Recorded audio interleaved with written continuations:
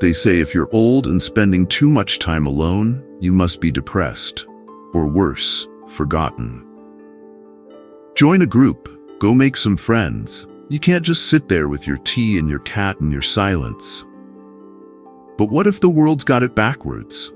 Welcome, dear soul, to another quiet revolution from Buddhist wisdom for the elderly, where we don't run from solitude, we pour it a cup of tea.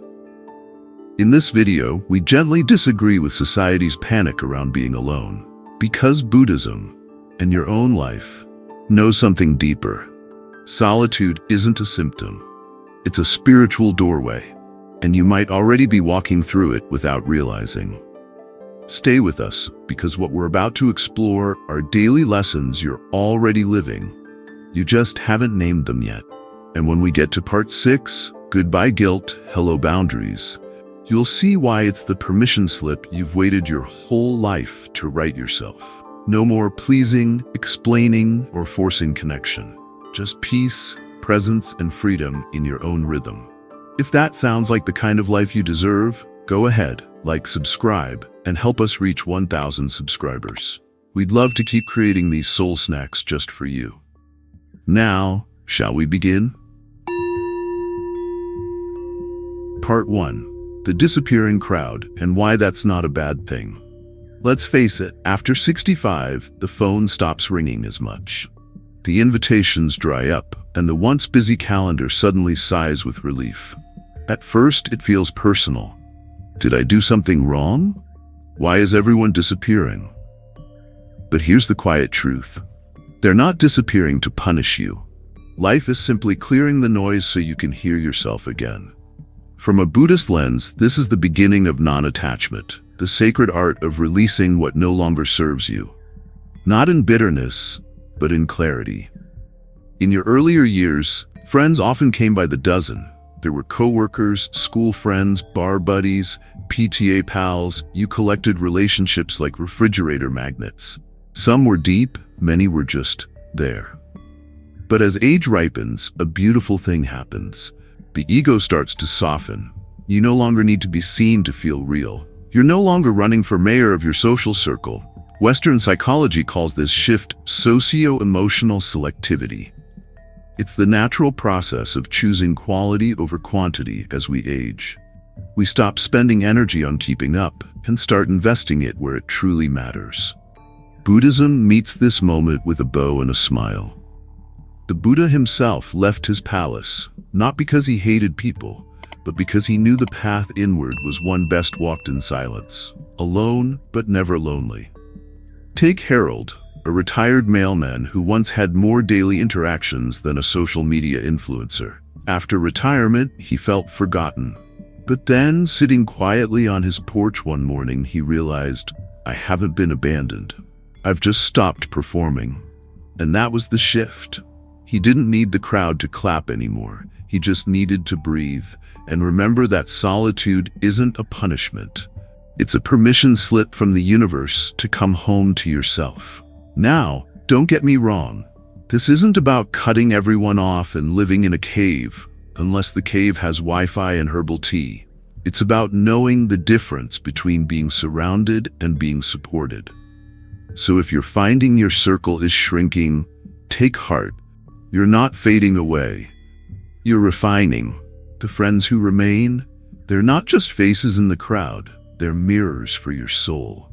And the silence that's beginning to settle in your life, that might just be the sound of something sacred. Peace. Part 2. The myth of needing people to be whole. Here's a quiet myth that sneaks into our bones before we even notice it. You need people to be whole. It starts early. Parents, classmates, co-workers, spouses. We're told we're only somebody when we're reflected in someone else's eyes. And so we collect relationships like proof of worth.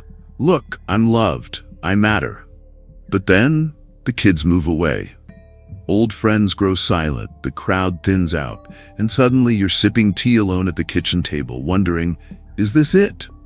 Buddhism has a gentle answer for you. It's not the end, it's the beginning. Remember, the Buddha didn't find enlightenment surrounded by people. He left the palace, the parties, the applause. He sat beneath a tree alone and discovered the one companion he'd overlooked: himself. Modern elder psychology echoes this with a twinkle. We move from relational identity, who we are to others, to essential identity, who we are when the lights go out and the performance ends. In short, you stop needing mirrors to see yourself. Let me introduce you to Marjorie. At 74, she tried everything to stay connected: book clubs, church events, gardening meetups, but nothing clicked. Every group left her feeling like she was playing a character in someone else's sitcom. Then one morning she sat in her backyard with a cup of coffee and the sun in her lap. No talking, no doing, just being. That was the first real connection she'd felt in months. And it was with herself. Buddhism calls this inner sangha, the sacred circle within. Your breath, your stillness, your presence. Turns out you don't need a crowd to feel whole. You need your own company, wrapped in kindness. Here's the kicker. When you stop needing others to complete you, your relationships get better. Psychology confirms this. You connect from fullness, not fear. You listen more, demand less. You show up not because you're starving, but because you're overflowing. And yes, there's room for humor here too. Gloria, a spirited widow I met in Santa Fe, once said, "The best date I ever had was with myself.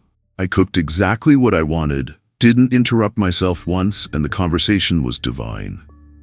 So no, you're not incomplete without a partner, a posse, or a packed calendar. You're not broken, you're blooming.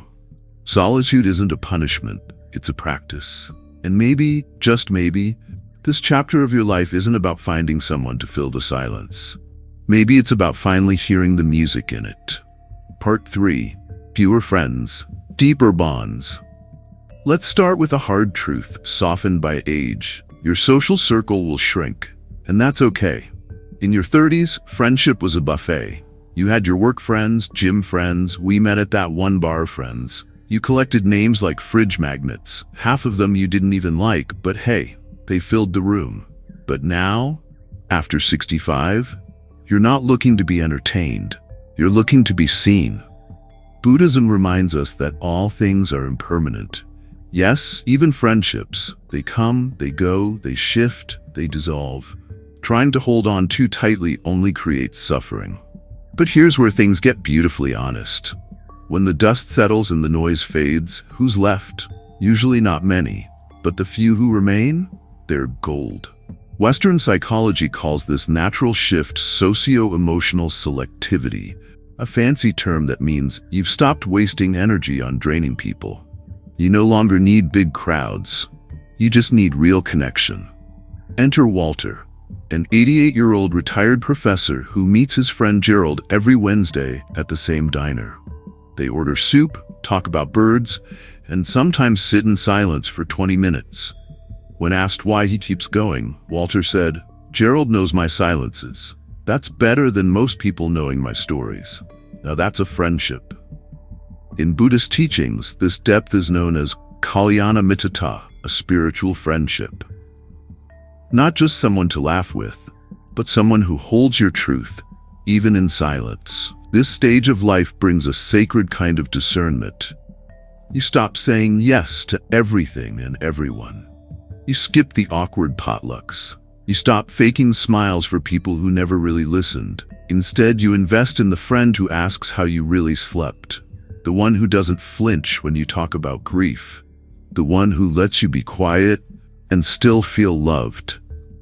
Even solitude becomes a better friend than some people ever were.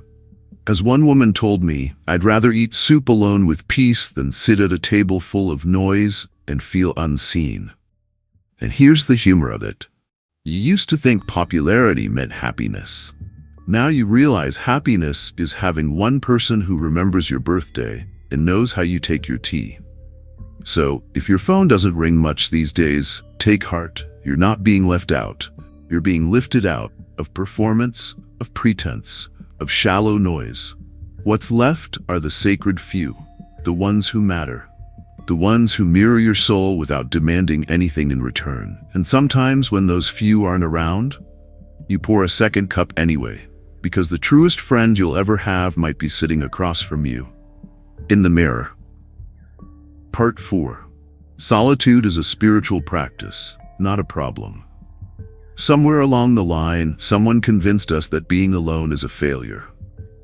If you eat alone, live alone, or go days without chatting to anyone but your houseplant, it must mean something's wrong.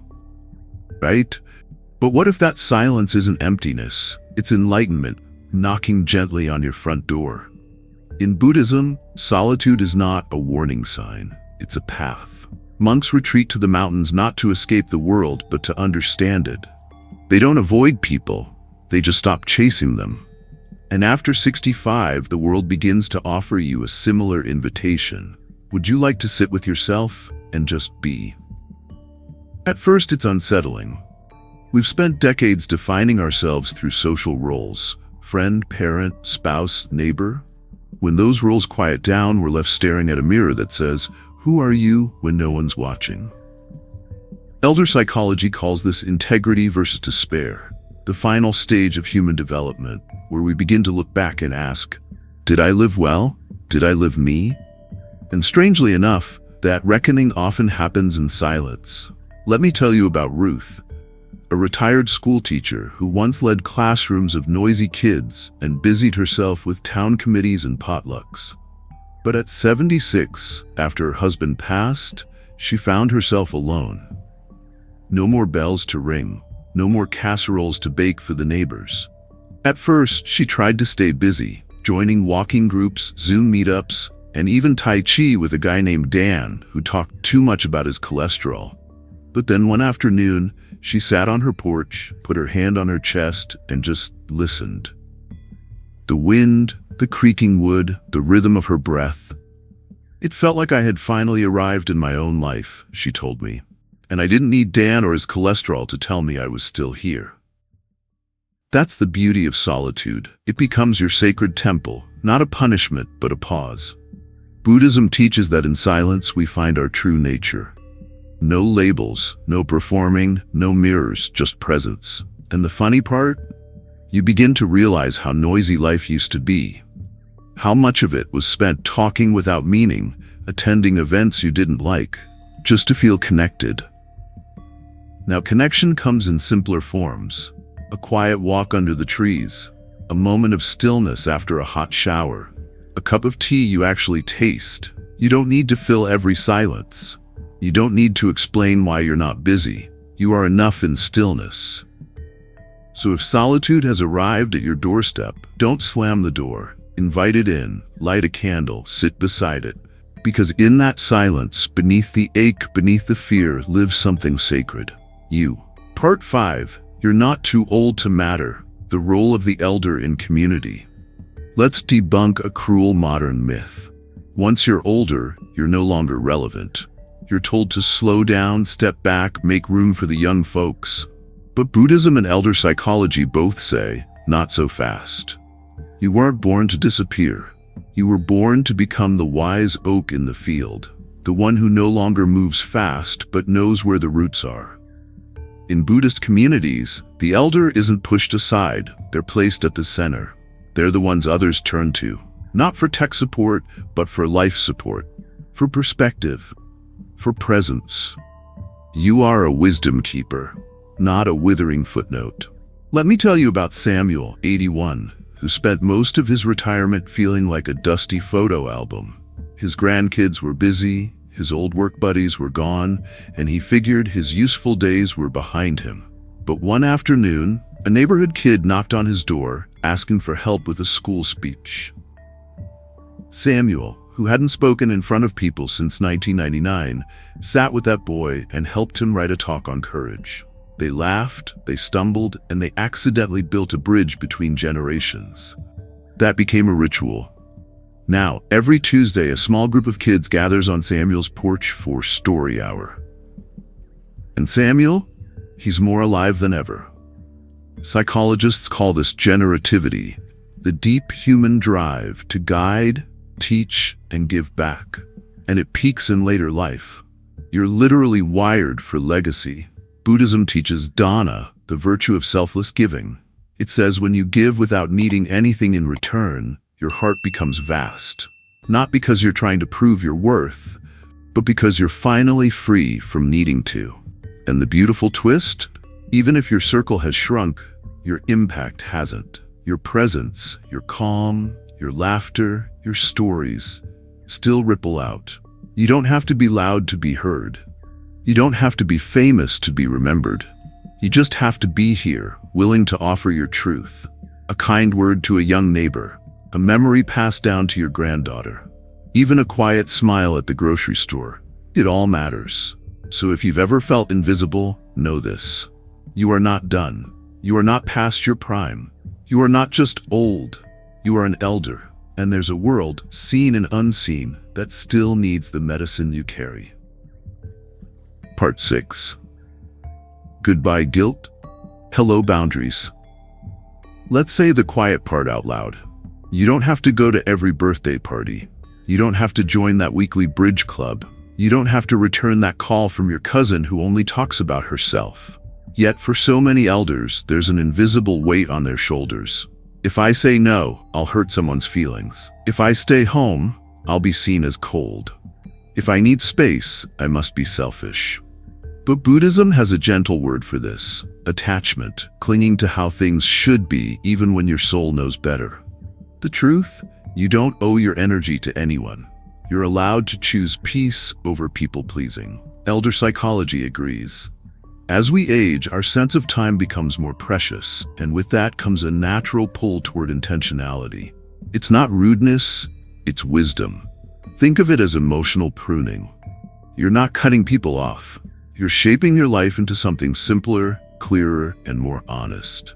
Let me tell you about Evelyn, a 79-year-old who finally stopped going to her monthly ladies group. They spent more time talking about recipes than real life, she laughed.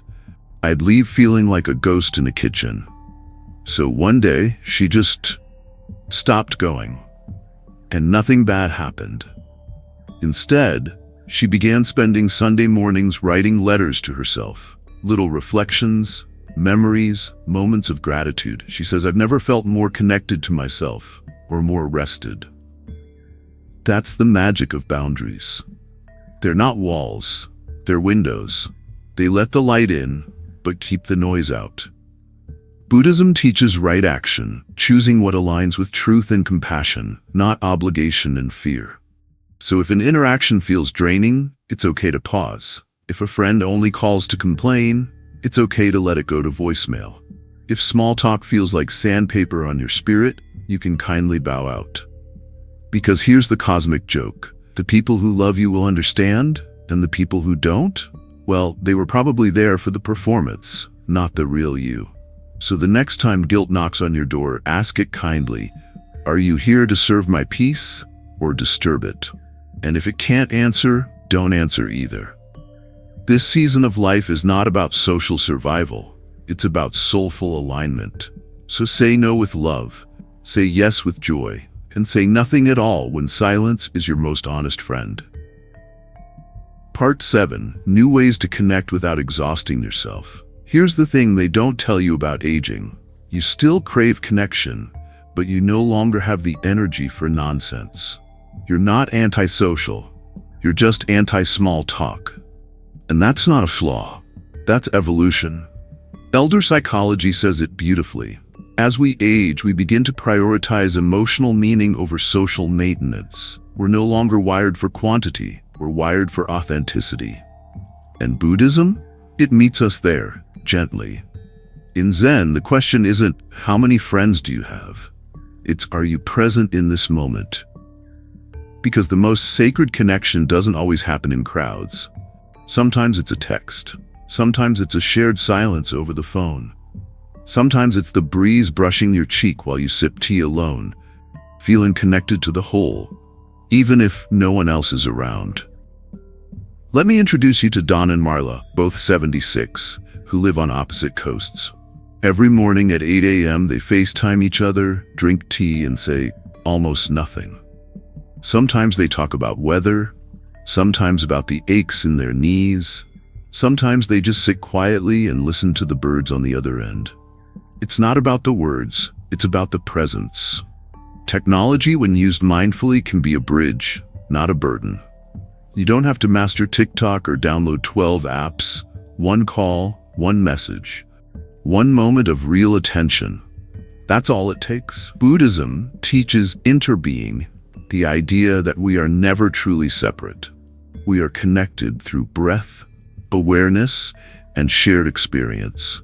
So even if your body tires easily, even if you no longer drive at night or attend loud gatherings, you're still part of the dance. Connection doesn't have to be big to be real. Try writing a note to someone you love, even if it never gets mailed. Share a quiet walk with your dog. Wave to your neighbor with full presence. Feel the earth under your feet and know you're still in relationship with everything. And let's not forget, you can connect with yourself too. Light a candle. Say your name out loud. Ask your heart how it's doing today. You don't need an audience to be alive. You just need a moment that feels real. So the next time you worry about drifting away from others, ask yourself, am I reaching for connection or just avoiding discomfort? Because real connection, it doesn't drain you. It fills you quietly, like the sun rising behind your favorite window, whether anyone's watching or not. Part 8. Your wisdom is your legacy. Let's be honest. Nobody remembers who hosted the best potlucks, but they'll remember how you made them feel when they didn't know how to go on. In the eyes of modern culture, aging is often seen as a dimming light. But in Buddhism and in elder psychology, it's the moment when the light softens and finally shines inward. You don't need to run a marathon or start a business to leave a legacy. You just need to live with presence. Because legacy isn't about money. It's not about achievements listed in neat bullet points. It's about the energy you leave behind in people's hearts. Take Bernice, an 84-year-old widow who lives in a quiet coastal town. She doesn't post online. She doesn't go viral. But she writes postcards to her grandchildren every Sunday. Each one ends with the words, "Remember who you are when no one is looking." One of her grandsons taped that line to his bedroom wall. Another repeated it in a college speech. Bernice? She just sips tea and smiles, knowing her words live on. This is legacy.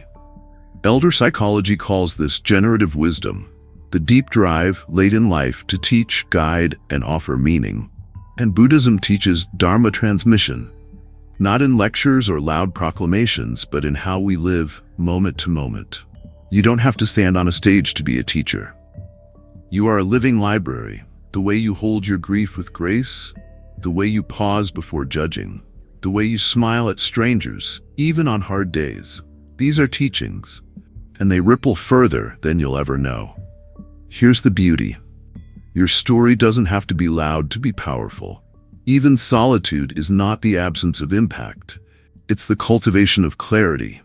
A silent garden still grows.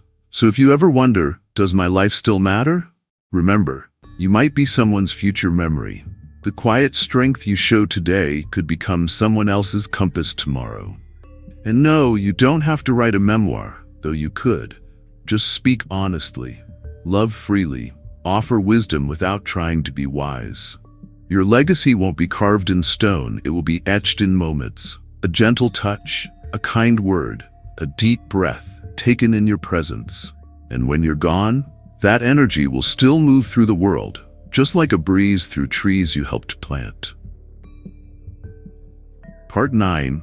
You were never alone to begin with. Let's end with the biggest illusion of all, that you've ever truly been alone.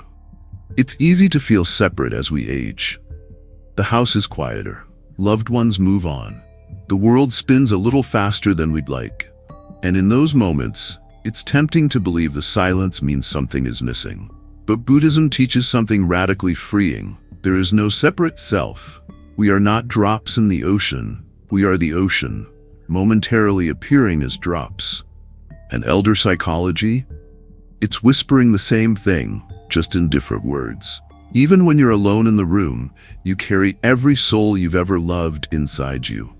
Let me tell you about May, an 86-year-old woman I met at a mindfulness retreat.